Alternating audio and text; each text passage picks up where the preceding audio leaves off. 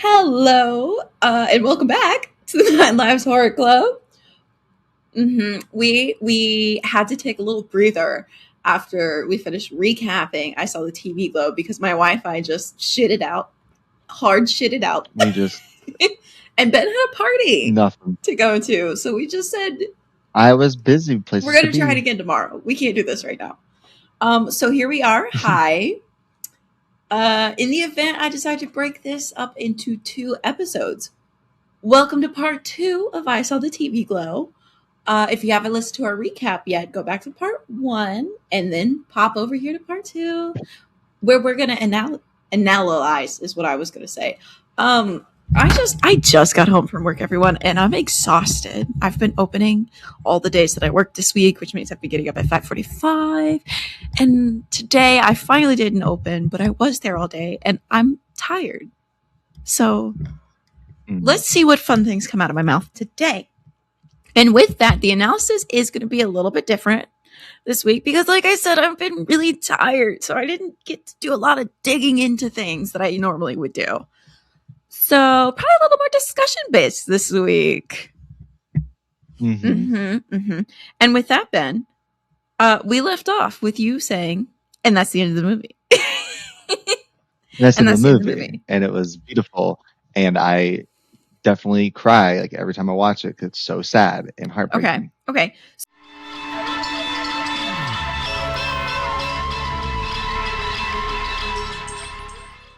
It was so intense and intimate, you know? It was, but I also don't think, I was thinking about it because I know we said like there was themes of suicide, because I don't think suicide in this movie is suicide. I think that, especially going back to Maddie and how Maddie experienced their transition back to like their real self, and what they wanted Owen to do to transition to his real self. I think that's just the process of transitioning in this movie. Okay. I think it's rather just them playing with the idea of being them real selves. Okay. Because they are the characters. And as we later learn that during that night, Owen did dress up as though he was the character as well. I don't think that was a suicide pact. I think that was them exploring their true identities. Okay. I am very torn on it because I agree, the metaphor of suicide in this movie is more like killing the current self to be like the true inner self. Which we will get into a little bit later, almost like a societal death, which again later now, but right now I do wonder though if the themes of suicide also operate as straight up suicide, because we do see that Owen is like not thriving at any given point in this movie, and especially at the end, he is not doing well. He's not doing well. And speaking of the end, you did say something yesterday that I wanted to hear more about because I hadn't had that thought. Okay. I was saying that birthday party scene on like the whole ending, I think is like phenomenal. But you, which is so odd to me. That's the part you because it hits. It hits the emotionality, like the devastation of living a fake life that you never let yourself be yourself. And I like horror movies because it takes these concepts that people can't understand and is like empathize. But I digress. You said I don't think very much of it is real. I don't. Okay, elaborate, please. I'm intrigued. I think because most of it is told through narration, and the fact that like he's aged, no one else has aged. He freaks out and everyone freezes. They're not like reacting in any way. So I don't think that necessarily we see there is real. I think that is his perception of like how time has been moving without him, because he's not being true to himself. And that's why I think things get especially trippy and weird. Like I guess it's the only point where we actually see the outside world. For the most part, he doesn't ever engage with the world beyond himself or Right. Maddie. But yeah, so that's supposed to be very. The fact that no one else is aged but him Oh, makes me think okay. it's not real. Interesting. Because I have a point in here later where I discuss everyone freezing, and I was reading that as like, I think especially when it comes to trans issues, Mhm. I feel like there's even more bigotry and like a hatred with no basis coming from that. Like, you know how a lot of people, if they don't understand something, they don't like it. They get like mad about it. Mhm. Oh yeah, like they're just like, I see it as like they're ignoring Yeah. this issue. They're not reacting. He's yelling for help. He's screaming for help. And Yeah, gets I was ignored. taken as like societal What a good movie. ignorance, What a but good ignorance in movie. the sense of like, we're going to ignore that. Not, I don't know about it. But my next discussion thing was when Katie and I were talking about, because I have to say, our boy Owen, I need him to open his mouth and not mumble and also project when he speaks. First of all, I had a very hard time understanding him. And then we get to another part where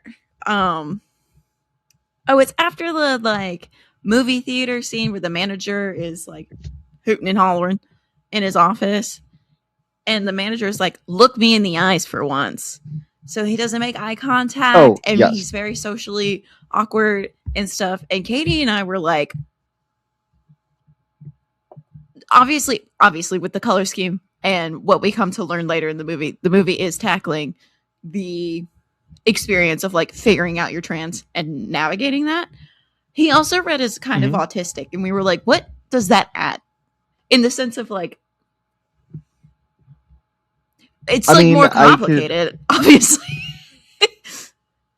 Not to, because obviously these aren't issues I can really speak about, but I do believe many people who are transgender also are autistic. I did not know that. And it's like not surprising because they're experiencing the world differently, they experience gender differently. I think more like non-binary. That's a thing I've seen, like people making this argument. But I think you could definitely argue that he is both, or they are both. Because I do think that's probably intentional. Right. That's what we were thinking, but we were like, is he just like kind of awkward and he's been a little bit sheltered, or is there just like a lot going on, which makes the like conforming to societal expectations even more devastating. He can't just, or they can't just exist. So we were wondering about that. Yes, I always looked it up. It is more, people who are artistic are more likely That's so interesting. I did not know that. To be transgender. The more you know. And also, Ben, you didn't really point this out in your recap, but they break the fourth wall all the time in this movie. Which is why I think, but like intentionally, and they even say this. I don't think I did mention that Maddie, when she's confronting Owen, or when they're confronting Owen about the past and everything, they ask him, does it feel like you're narrating your own life? So I think we are watching it from Owen's perspective entirely. He is narrating his own life, which is why I don't think the ending's real. I think that he's narrated what his life is going to be. Okay, that's interesting. I like that phrasing. That's because he's like rejecting what's happening. He's like, this is not what's happening. This is my life. Like he's trying to force it. Yeah, like gaslight himself. And we were also saying this movie is so like the society in which they exist, gaslighting Owen gaslighting Owen. We don't see the dad a lot, but when we do, it's the, you know, that shows for girls and pulling him out of the reality that Owen wants to be in. Da da da da da. And then Miss Katie made an Mhm. interesting observation, because one of the times we do see Dad is Owen's coming home from something later at night, Mhm. and Dad is fully locked in on the TV. Dad is just like zoned out watching the TV. And so Katie said, Dad, is Dad seeing the TV glow as well? But that generation is like I pushing know. it, I know pushing what it, you're pushing it, talking pushing it about. down. Okay, so here's where I'm going to Did you say hear my no. neck? Is that your neck? That's crazy. Here's where I'm going to say no and No, disagree please, with it. please explain. Because I think that I saw the TV glows explicitly from the TV static, because that's all we see when he's checking out Okay. his chest.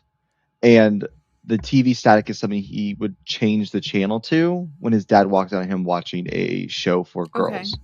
So I think I saw the TV glow is like a way of hiding your identity. Okay. And then another. And Dad's watching his show openly. He has to change it to hide it. Okay. That makes sense. That makes sense.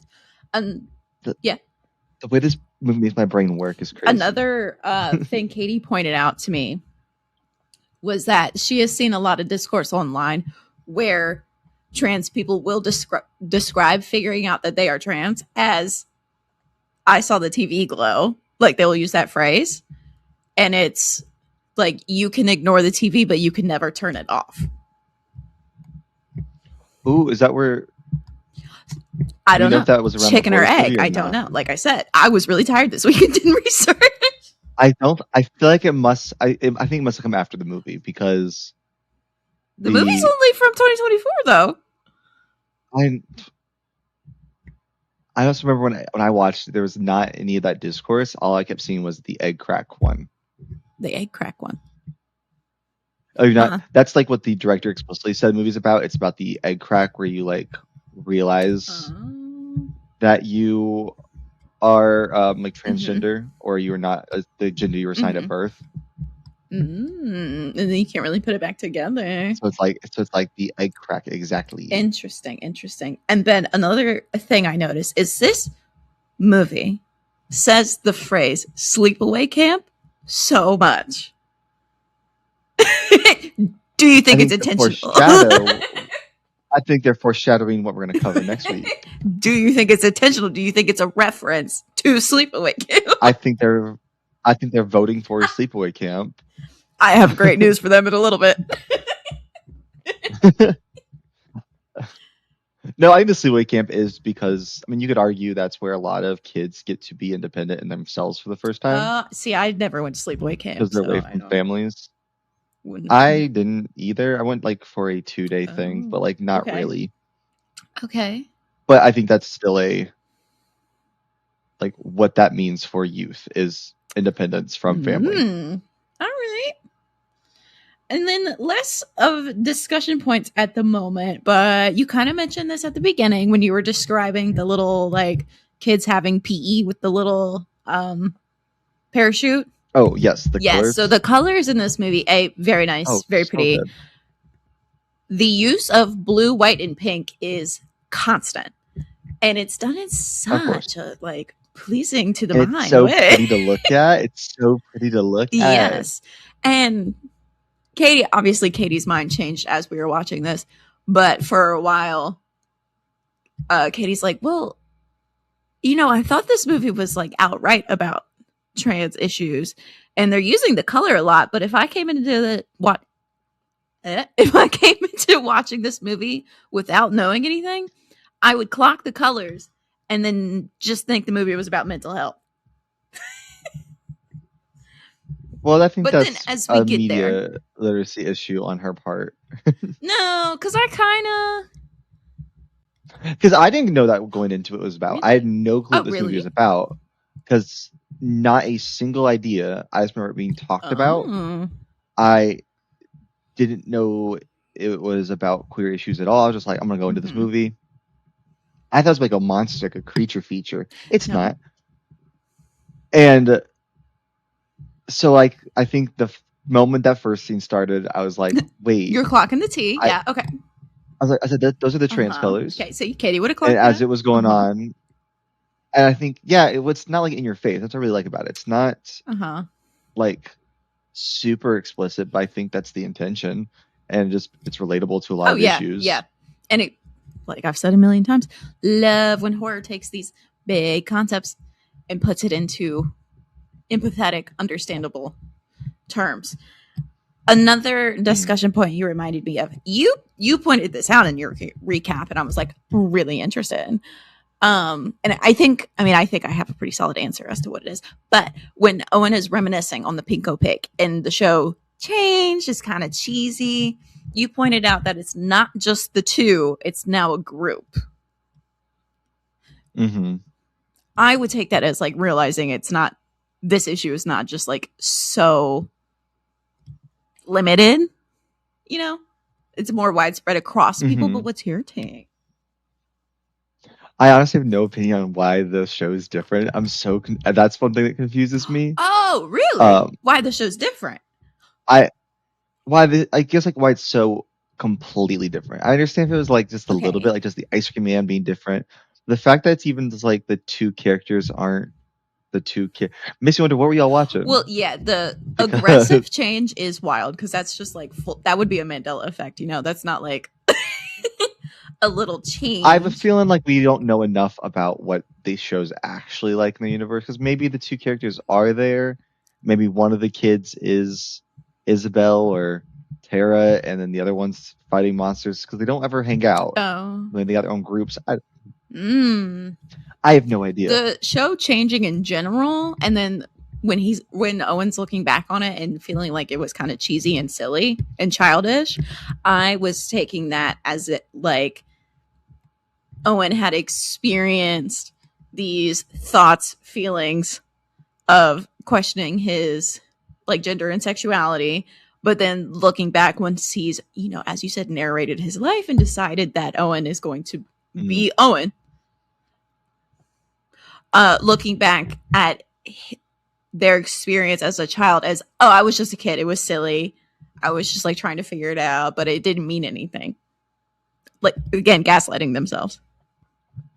That's looking back at the show and saying it was silly and childish. That's him trying to lie about his, like, I guess you could see that. Gaslight himself, that his experience was just like a simple childish thing. So maybe the show being cheesy is the fake part. Okay, interesting. Yeah, like him convincing himself, oh, I was just, you know. So again, we have the use of color throughout the movie, but also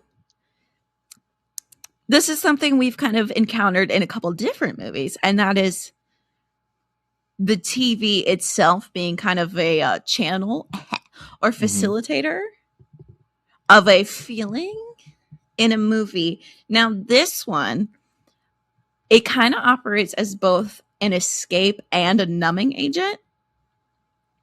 I would argue just escape. I don't think I'd agree with numbing agent. So I disagree, because I think the TV is just a way for him to live out the life that he's denying himself in reality. Let me work through my process here. When Mr. Melancholy, the Moon Man, has kidnapped, it's when he's got Isabel and he's taking her heart out, and we see the little snow globe thing. Mr. Melancholy says, what is the line? He's like, it's a beautiful prison. You'll love it here. And it's Owen watching the TV. Okay. You got me, actually. We also, again, like the scene where the dad is watching TV, the dad looks unsettling. He's just like glazed over at his son. And he just looks like he's not there, you know? We also have the, that seems like a show for girls. And Maddie is finding escape from their life by watching this show. So she's kind of escaping her reality to watch her that reality where she's in kind of an abusive home life, finding comfort and escape by watching this show. So it is a comfort, but it's also numbing out the other stuff. So the TV's like a little bit. And Owen, the seemingly suicide scene, he's shoving his head in the TV. I think that is not, because that's not how it goes to the real world, or goes to like the real world. I don't know what that means at all. Artistic choice, maybe. I mean, maybe you could argue it's like she did something similar, but it didn't work. Just and then she ran away. But I don't think it's that literal of a movie. Okay.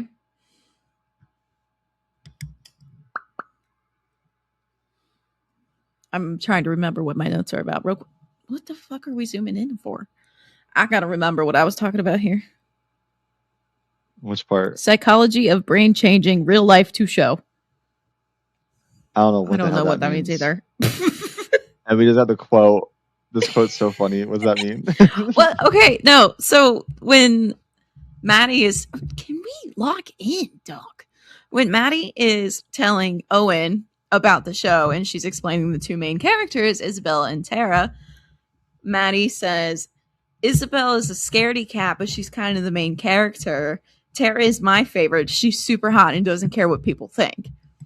And then later we see Maddie kind of become more of Tara, where she has left behind this get on my nerves, left behind this version of her life that doesn't fit anymore. Mm-hmm. And she has become Tara, even though she was Tara, you know. So she's kind of like becoming this person she's idolized in a sense. Mm-hmm. And in their monologue, she sounds like she has depression because she's talking about how time moves by so quickly, but it feels like it's going really slow. And she just feels like she's almost a viewer and not a participant, kind of. And those are absolutely questions in the take questionnaires when you're starting therapy to see if you have depression. So that was just interesting. Yeah, and I think that's also from them not living their true selves. They're going through the motions. Yeah. And so therefore time slipping away. And a big part of this movie is the whole like there is still time, where I think like Owen's worried there's not enough time to be his true self. But there is still time, and it's sweet and it's beautiful. Yeah. But devastating because he doesn't do it. I'm so unclear on the ending if it's happy or not. It's clear. Because while he looks inside of himself, it's questionable if he acts on it. But like right before that part, that's where we see it written out on the chalk saying there is still time. Yeah.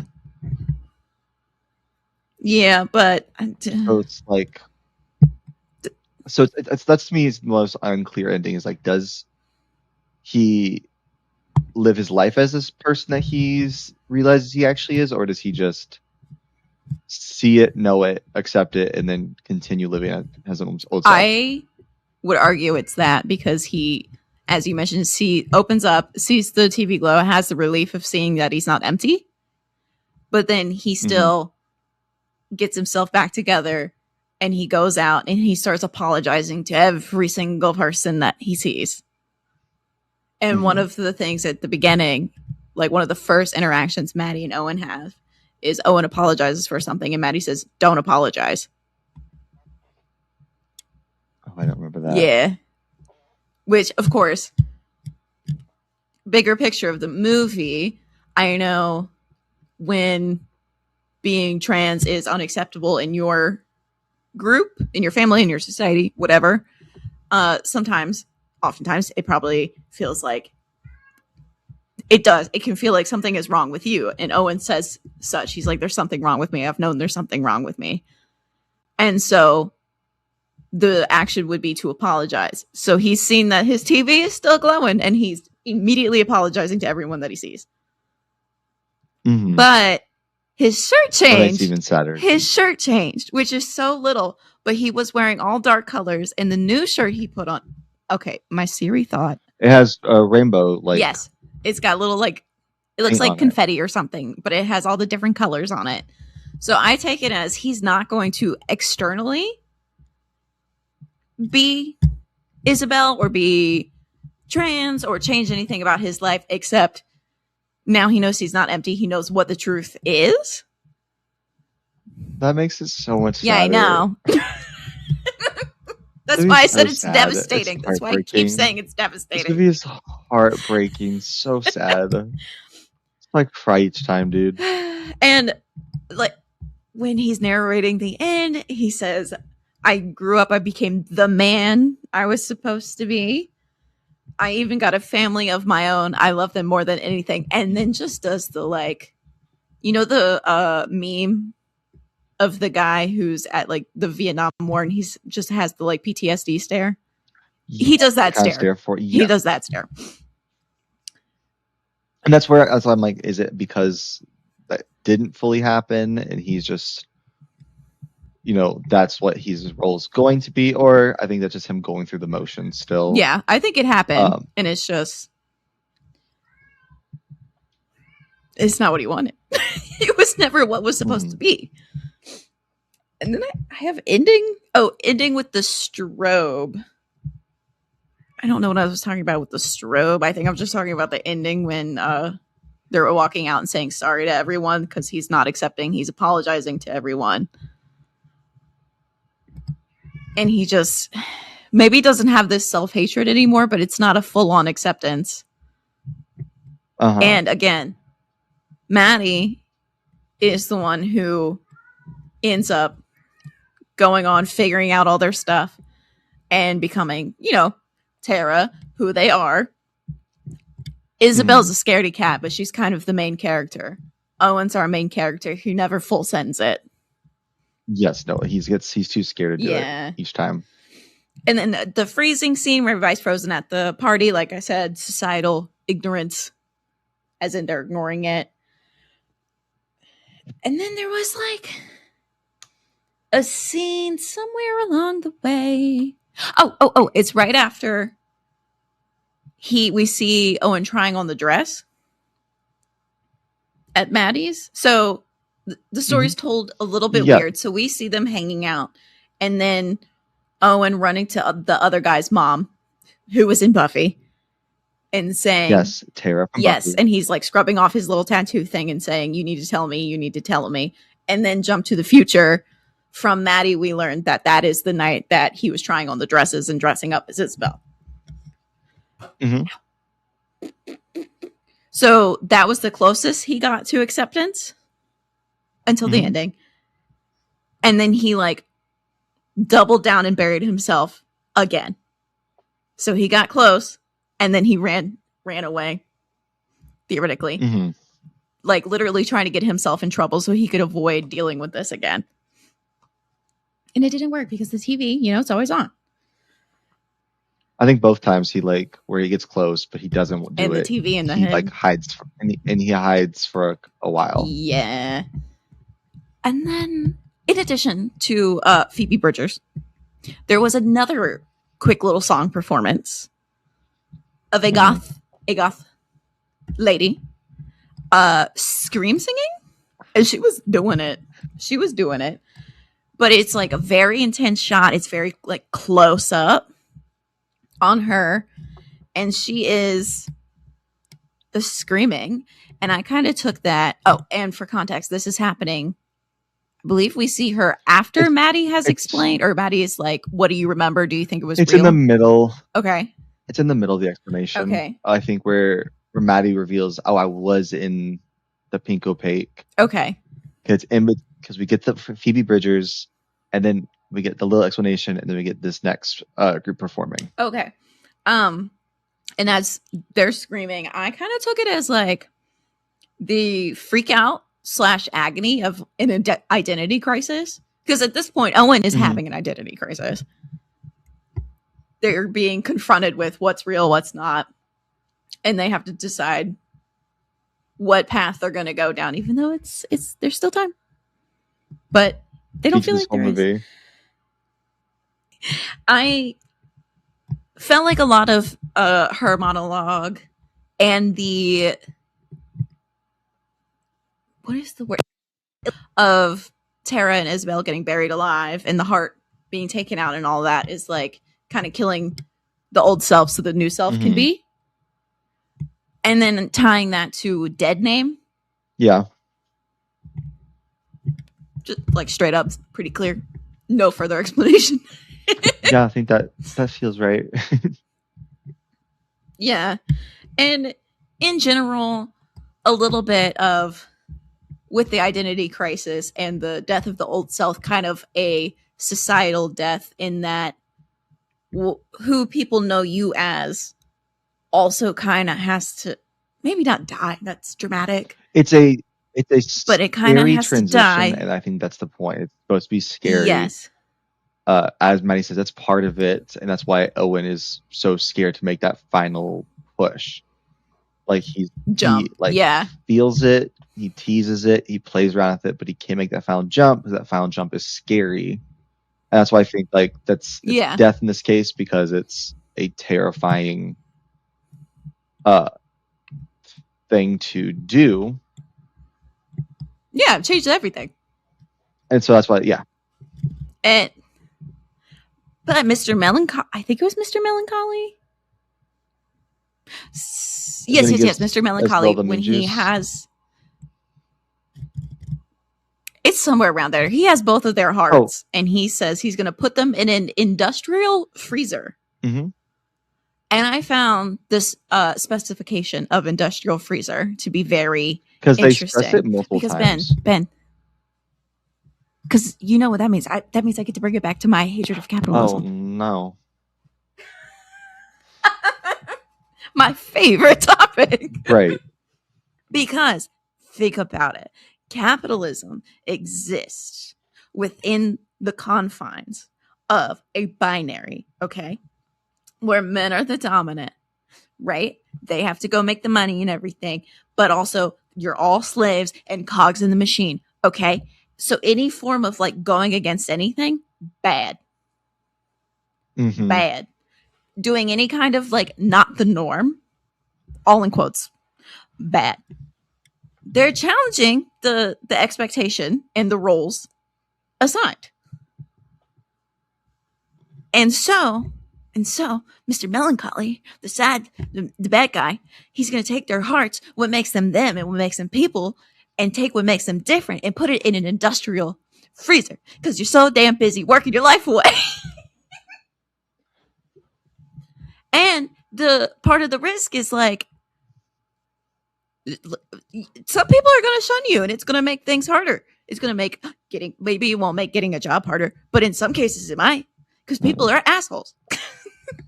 And you know, we don't do DEI anymore. But we don't live in a country right now that actually, you know, protects people and their rights and their freedoms, but it's whatever. Yes. So then like if you have to then take in just surviving in a capitalistic society, i.e. an industrial freezer, mm-hmm.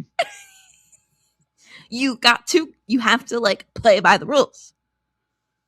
Or they really, really, really, really, really, really, really, really, really, really, really want you to. And they will take your heart out and freeze it to make it. You know I hate capitalism. Ben, one thing about this podcast is I'm gonna say I hate capitalism. But also a little different note. When Maddie asked Owen, like, do you remember? At one point they talk about specific memories they have with their parents. And Owen specifically says he remembers driving to baseball games with his dad and cooking with his mom. Which I found interesting because a sporting event is stereotypically male, and then cooking, you know, a woman's place is in the kitchen, obviously. I'm kidding. I kid. And so the memories that Owen is using to justify, or as an anchoring justification of remaining in his like not really true reality, are again gender binary. Mm-hmm. And it's just because in a capitalist society it doesn't work if you don't fall in order. Yeah, I guess those would be like very normal. Like I guess the word would be, it wouldn't be heteronormative, I don't think, but gender normative, I guess. They're like gender Roles, roles. They like fall into things of like, no, I stereotypical gender can't be roles. that because I do these normal things. I have memories doing normal things. Right. And part of what he's using to tie himself to him being him, a boy, is these gender normative, quote unquote, memories with his parents. So it's just it's so embedded in you from the second you are popped out. Good movie. Movie's so good. And with that, Ben, that's kind of like where I landed with everything. Okay. It does a lot. It does a lot. It does do a lot. Again, it's time to review it and rate it. So let's just start there. Well, okay. This is gonna be crazy. I'm gonna give this one. You ready? No, I'm actually not. I'm struggling. I'm gonna give it an 8 out of 9. Not quite 9 out of 9, but 8 out of 9. Because it's okay. I just think it's so fun to watch. I think that nails the vibe so well. The director, whose name I'm blanking on, Jane Schoenbrunn. Jane Schoenbrunn is so good. Her other movie that I watch is We're All Going to the State Fair or something. We're All Going to the World's Fair.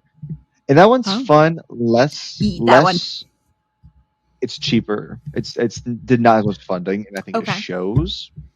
But same, it's good at getting vibes down. And it's like this one is just pure vibes the whole way through, but still telling a really like emotional story. And so it's so good. So 8 out of 9 for me, Cheyenne. And I assume yours is 8 out of 9? 9 out of 9 is crazy. Oh my gosh, wow. Oh, no, okay. Here's the thing. Oh, I'm scared. Artsy movies are not my thing. I don't love them. Okay. I don't love them. So I do want to say visually, beautiful movie. Beautiful. The music phenomenal. I've been playing it non-stop. The music does slap. All of the little cameos from people, very fun. The acting is great. The messaging, beautiful. Okay, I love that it's taking. So all here are some positives because 9 out of 9. Throw it up there. No, I said I don't like artsy movies though. It's a little bit too artsy for me. It's a little bit too artsy for me. Like a movie that's just vibes is not my. Just say you're mid, dude. Just say you're mid.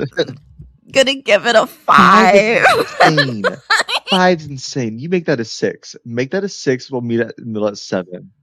I was thinking 5.5. No, make it a 6. 5. This is a good movie. This is a good movie. So here's the thing. Outside of my gripe with artsy movies, I didn't love Justice as an actor. I didn't. No, I mean he did great as an actor. It's just like that's the role. The role is to be a person. That's so fair. His whole purpose is that, fucking speak with your chest, dude. The whole purpose is he is not engaging with life. He is just experiencing it. And so like when he talks like that, the movie's only flaw is telling me that he's a 14-year-old boy. I'm so sorry. Oh my god. I'm so sorry. But I will give it a 5.5 because I was thinking about 5.5. No, 6. Anyway. I said 6. You can't tell me what to do. I just can't believe 5.5. I'm sorry. But I would be interested to look into other movies that tackle like the discovering your trans experience because like I said a million times, love when horror takes big thing I people don't think can't you do. relate to and funnels it. I do. And funnels it into something that they can understand. Here's the thing, Ben. A lot of people that are like violently against trans or just against it enough are not going to sit through a really artsy movie to empathize. It's not for They're them. not. It's not for them.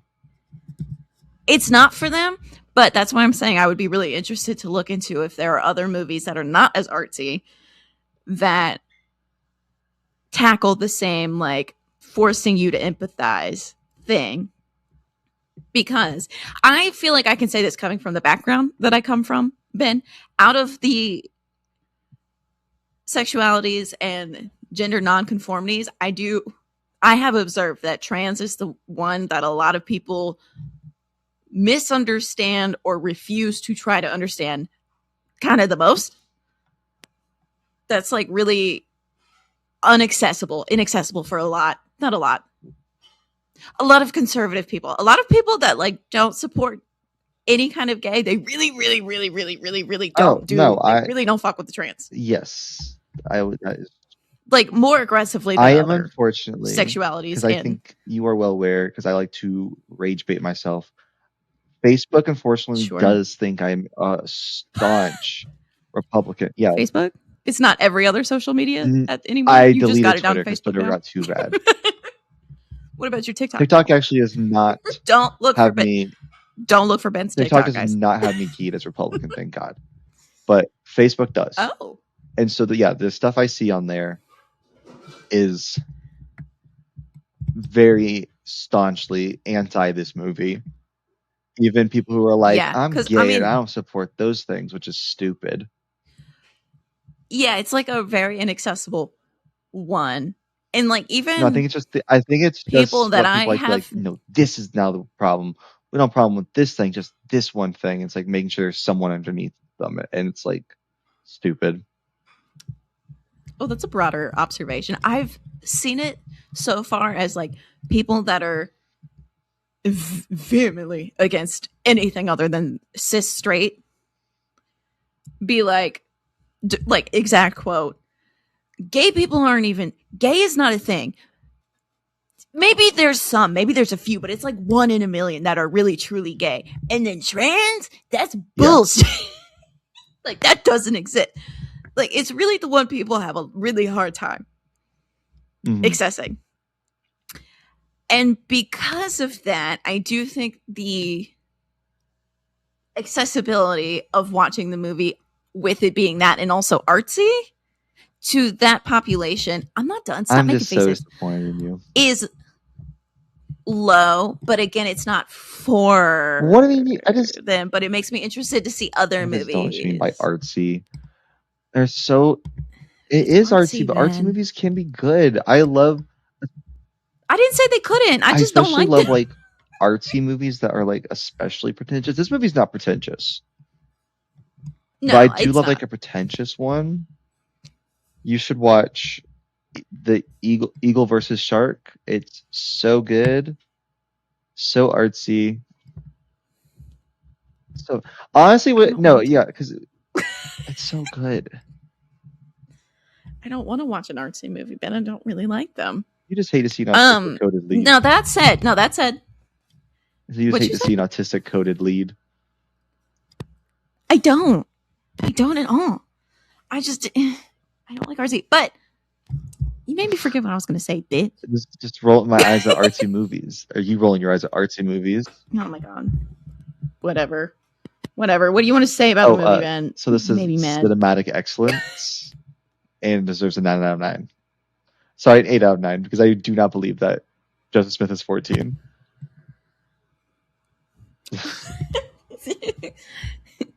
Oh, I remember. Now, okay, so, and I feel like I have this take more than I ever thought I would. I do think this would work really, really well as like a stage play. Oh, absolutely. Because like the monologues and everything, I think it would be I think I'd be way more into it as a play than a movie. I disagree because you can't play the colors as well, but surprised. I think the cinematography is important.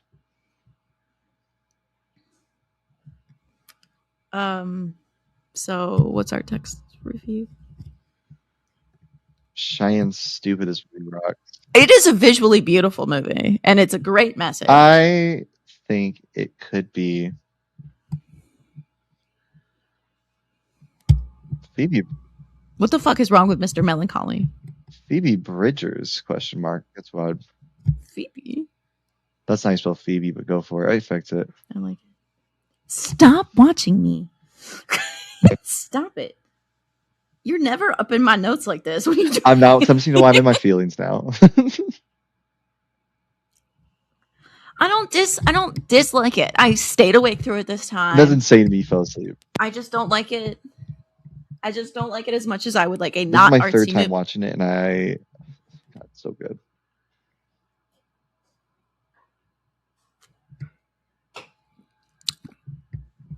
That was spicy. Well, Ben, it's time for Voices from the Void. No light this time? No, I didn't feel like fighting. I'm tired. So, Ben, I have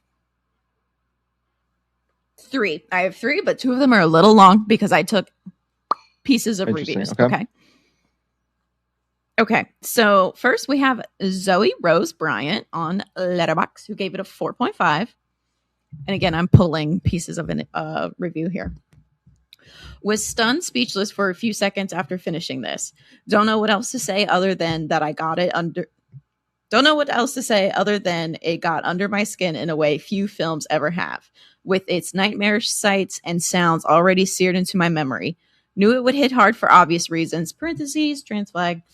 But even after going in with that awareness, I still wasn't fully prepared for how hard the hit would be. A devastating depiction of the all-consuming, soul-crushing nature of repression and how nostalgia can be both an escape and a prison. I agree with that. I do agree with that. I think because the ending is really brutal. Yeah, that was weird. That was scary. What was that person's ranking?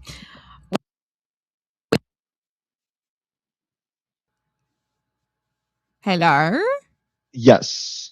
Yeah, that was scary. What is 4.5. We're haunted for this episode. 8 out of 9. Not a 5.5 out of 9. Anyways, did you ask me what that person's ranking was? What was the person's name? 4.5. Zoe Rose Bryant, you are so right. You are loved. Thank you for proving my points. And you said you agree with them. You said you agree with them. I'm sorry. Zoe Rose Bryant. The one time the vote does not really go my way, I was Evelyn, bitchy about it. I do. Okay. It's just like... No, I already knew you were going to like it. I've told you a million times that if something is quiet and kind of dark, kind of slow, I get sleepy, okay?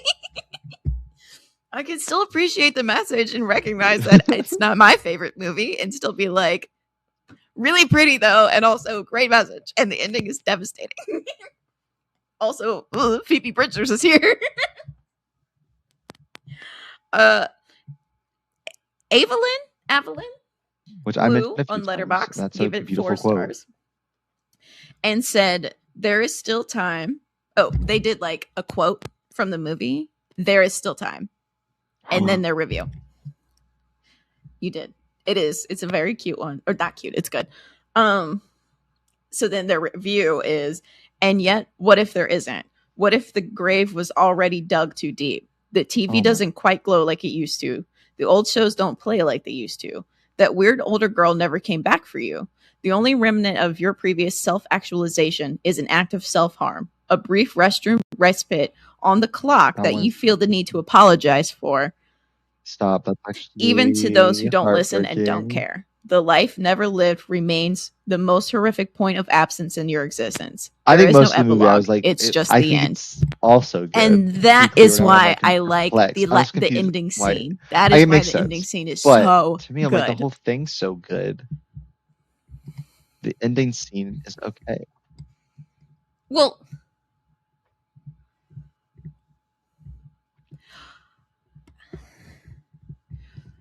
I think the ending part hurts, or not hurts. It hits so well. Okay, let's have a little vulnerable moment, everyone. Let's have a little vulnerable moment. We've alluded to this a couple times, Ben, but like I come from a very aggressively conservative MAGA background. So I had to go on my own journey of learning and unlearning and relearning and figuring things out. And through that experience, I will say that trans is also the one that I had the hardest time not figuring out, but like normalizing, I guess. It was the most inaccessible one and the most not relatable one to me. However, once you start unlearning, relearning, breaking down, and it really calms down to like you're in the wrong body and you're trapped being someone else and you never get to like just exist. Everybody can relate to that to some degree. Like not the same thing, not the same thing. And I don't want to dive too much into it on a public medium, but like I also never really got to be myself or be who I am as a person in my own home ever. So though for very different reasons, I understand that, and I understand that it sucks because it's just like people don't know you. They don't care to know who you actually are. Obviously, it's more complicated and nuanced than that. The ending scene hits so hard because it doesn't, I think, regardless of what you're coming from or who you are or what you think or what your opinion is. Like a 6 out of 9 You can't good? watch that scene and not fucking feel it. That's why the ending scene is so good. That's why I keep harping I've gotten on my it. way to bully her up a 0.5. Maybe. Now that I had an emotional moment, a vulnerable moment with everyone. I'm gonna learn nothing and just be bitchy every time I don't get my way. You might even got me to a 7 after that one. I will say, I think maybe I talked myself into it. To be fair, it has an emotional hit. It hits. And not just like, oh, it's emotional, it hits. Personally, to me, in my experience, coming from what I came from and what I, all of that, I'm like, fuck, if I could have seen that scene, if other people I have known in my life could have seen that scene, maybe they would have been better off. Would have been better people, but they won't, Which brings me to our last review, Ben. I'd watch it. From Reese on Letterboxd, who gave it a 4. And they said, gonna need a shitty Netflix reboot of the I would watch the Pink Opaque, I think. I don't know. It's a 30-minute show, actually. I don't. It's somehow I knew we were going to need a little comedic relief. I love a 30-minute. The Monster of the Week. That's 30-minute. That's too much because you have to just set up for the monster. Also, the first encounter with the monster. You don't like a 30-minute? No, but you said it. It's like, oh, we gotta see like the monster. That's kind of a lot. There's no time for plot. There. I need an hour long. That's why that don't look good. If you're gonna give me Buffy, I need an hour-long Buffy.